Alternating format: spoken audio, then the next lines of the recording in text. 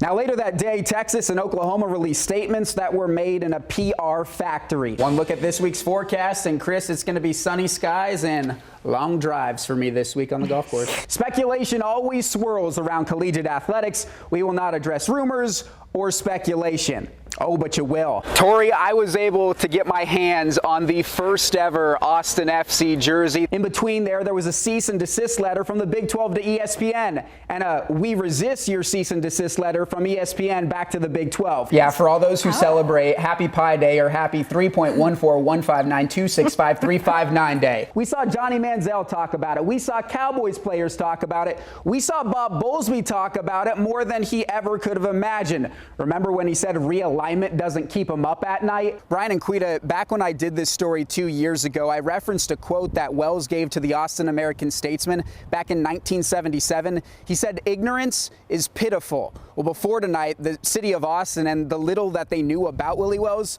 I think that could be classified as pitiful. One of my favorite parts of this jersey is on the neck. It says "Estamos listos," which of course means we're ready. We're ready to go for soccer here in Austin. The Ellinger family, as you know, has endured unspeakable tragedy in the past decade. Ross Ellinger passing away in 2013, Jake Ellinger today. He was 20 years old.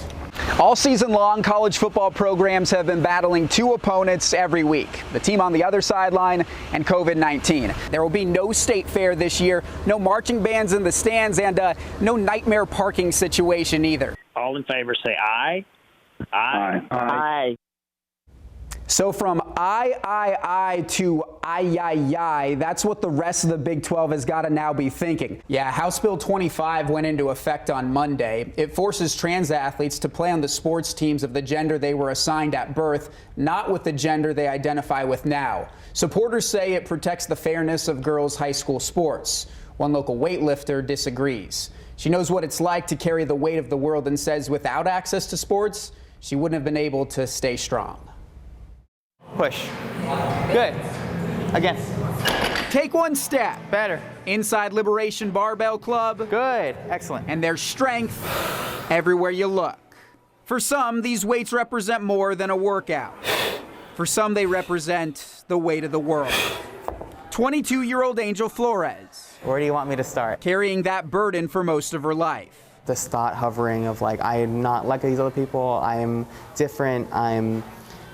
I need to switch something needs to change. But a few years ago, the burden turned to beauty. I was driving down home to San Antonio, listening to a podcast, and one of the hosts actually comes out as trans on the podcast.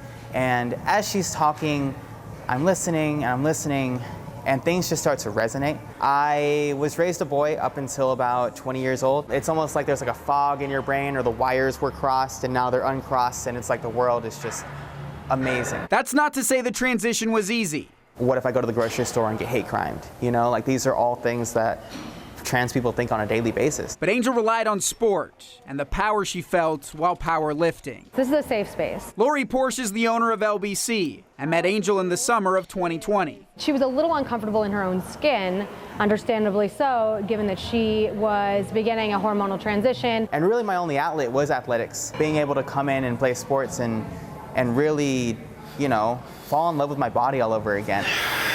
Throughout the last year and a half, I have just truly seen her blossom. She is so much more confident.